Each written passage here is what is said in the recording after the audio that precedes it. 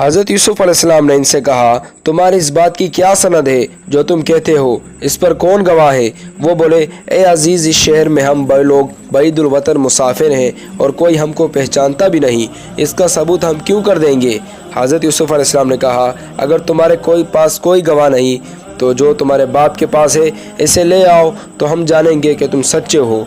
उन्होंने जवाब दिया, इसे बाप नहीं छोड़ेंगे और वो अपनी नज़र से इसको एक साथ भी अलहदा नहीं करेंगे।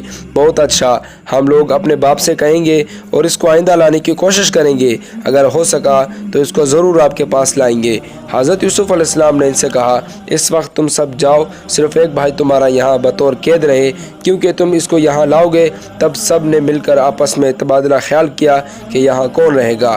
फिर सब के नाम से कुरानदाजी की गई और कुरानदाजी शमून के नाम पर निकला। वही हज़रत यूसुफ़ अलैहिस्सलाम के पास बतौर कैद रहा।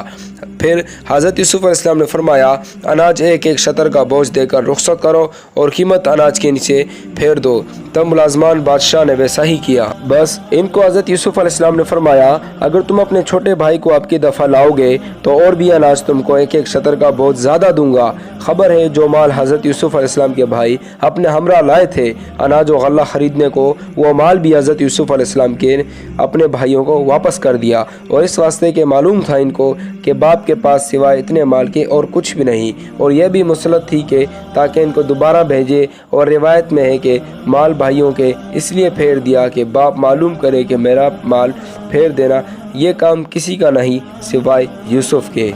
बस शमून ने मुकीद रहना कुछ मज़ायका नहीं है, ये समझ बूझ कर अपने बेटों को भेजे। खबर है कि जब हज़रत यूसुफ़ अलैहिस्सलाम ने अपने भाइयों को देखा, दिल में चाहा कि इनको कुछ सज़ा दें।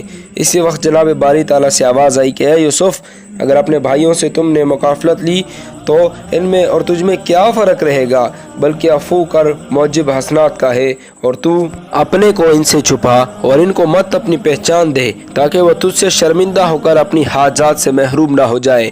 और साहब इस्तिताअत को ये लायक नहीं कि वो अपने डर से इनकी ज़रूरियात महरूम करे। ए यूसुफ, इन वाक़यात को जाने दो, क्योंकि वो तेरे दर पर मोहताज बनकर आए। खुश होकर इनको अपने से रुखसत करो। ये हज़रत यूसुफ़ अलैहिस्सलाम ने बमूजब खिताब इलाही से अपने भाइयों से कुछ मुआखज़ा ना किया और इनको अपने पास बुलाकर पूछा, तुम कहाँ से आए हो और किस जगह के रहने वाले हो? वो बोले, हम कनान से आए हैं और हज़रत याकूब अलैहिस्सलाम जो पैगम्बर हैं इनके बेटे हैं। फिर हज़रत यूसुफ़ अलैहिस्सलाम ने इनसे पूछा, क्या तुम्हारे बाप अभी हयात हैं? बोले, हाँ अभी हयात है। फिर पूछा, किस शगल में है? वो बोले, सिवाय इबादत के और कुछ काम नहीं करते। इनको तो अल्लाह ताला ने पैगम्बरी दी है शहर कनान में, और वो बहुत ज़ईफ़ और अपनी आँखों से माजूर हैं।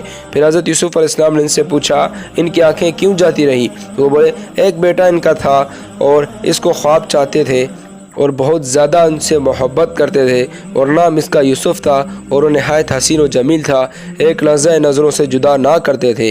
अल्लाह की मर्ज़ी हुई इसको भेड़िया खा गया और इसके लिए इतने रोए कि आँखें इसकी जाती रही। फिर हज़रत यूसुफ़ अलैहिस्सलाम ने इनसे कहा, इतने बेटे रखते हुए क्योंकि एक एक के ऐसा हाल है? वो बोले, एक और भी इसका सगा भाई है, इसका नाम बिन्यामीन है और इसकी 6 बहनें मौजूद हैं, लेकिन यूसुफ़ अलैहिस्सलाम इनमें बहुत ही खूबसूरत थे। इन्हीं का गम में शब और रोज़ रोते रोते अपनी आँखें खो दी और एक मकान शहर के बाहर बनाकर इसके नाम बैतुल अहज़ान रखा है, और इस मकान में इबादत करते हैं और वहीं यूसुफ़ की जुदाई में हर वक्त रोते रहते हैं। फिर हज़रत यूसुफ़ अलैहिस्सलाम ने पूछा, शायद वह हुनर में तुमसे ज़्यादा था? वो बोले, नहीं, हाल बता वो अपने हुस्न व खूबसूरती में ज़्यादा था, दानाई और अक्लमंदी में भी हम सबसे तेज़ था। अलगरज़ इनकी सिफ़तें बयान से बाहर हैं। यह सुनकर हज़रत यूसुफ़ अलैहिस्सलाम ने अपने दिल में सोचा कि इनको इस वक्त माफ़ किया जाए, अगरचे इन लोगों को मुझे बहुत सताया और मुझ पर जुल्म भी किया, मगर ये जो कहते हैं सच कहते हैं। हज़रत यूसुफ़ अलैहिस्सलाम ने अपने खुद खिदमतगारों को बुलाया और इनसे कहा, देखो ये बेचारे मुसाफिर बैदुल वतन गरीब इस मुल्क में कभी नहीं आए, इनको कोई जगह दो और इनको खाना भी अच्छी तरह लतीफ़ व पाकीज़ खिलाया करो, और जब तक ये लोग इस शहर में रहें इस वक्त तक इनको लिबास भी अच्छा आला किस्म का पहने दो। और जब दूसरा दिन हुआ तो हज़रत यूसुफ़ अलैहिस्सलाम ने इनको बुलाकर पूछा, तुम इस शहर में क्यों आए हो? उन्होंने कहा, हमारे शहर में कहत पड़ा है और हमने सुना है कि मिस्र में आपकी सरकार में अनाज सस्ता बिकता है, इसको खरीदने को आए हैं। हज़रत यूसुफ़ अलैहिस्सलाम ने फरमाया, तुम लोग क्या माल लाए हो? अनाज लेने के वास्ते इस माल को हाजिर करो।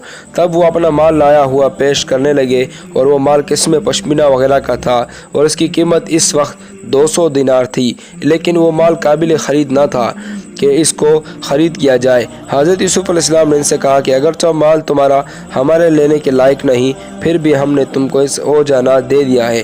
چنانچہ باری تعالیٰ کا ارشاد ہے، پھر جب داخل ہوئے اس کے پاس بولے اے عزیز، پڑی ہم پر اور ہمارے گھر پر سختی اور لائے ہیں، ہم اپنی پونجی ناقص 100 پوری دے کر ہم کو پورا دینا، یعنی تم خیرات کرو ہم پر، کیونکہ اللہ تعالیٰ خیرات کرنے والوں کو بدلہ دیتا ہے۔ بس حضرت یوسف علیہ السلام نے اپنے بھائیوں کو کئی دن کھلا پلا کر ایک شطر کا بوجھ اناج دے کر رخصت کیا اور فرمایا کہ تمہارا مال اگرچہ 200 دینار کے قابل نہ تھا تو بھی میں ہم نے تم کو قدم دے دی، اگر اب کی دفعہ ہوگے تو اپنے چھوٹے بھائی کو ضرور لے آنا، اور بھی ہم ایک شطر کا بوجھ دے کر تم کو خوش کریں گے، اور مصر والوں میں کسی کو بھی ہم نے اس قدر گندم نہیں دیا سوائے تمہارے۔ جس بھائی کی طرف حضرت یوسف علیہ السلام نے اپنے بھائیوں کی توجہ دلائی تھی وہ حضرت یوسف علیہ السلام کا چھوٹا سگا بھائی تھا، اس کو اپنے پاس ان بھائیوں کے ذریعے بلوایا، اور نیز یہ بھی حضرت یوسف علیہ السلام نے اپنے بھائیوں سے کہا اگر تم اس کو نہ لاؤ گے تو پھر آئندہ میرے پاس نہ آنا، کیونکہ میں آئندہ گندم تم کو نہ دوں گا۔ یہی ان کو ہدایت دے کر حضرت یوسف علیہ السلام نے اپنے بھائیوں کو رخصت کیا اور وہ بولے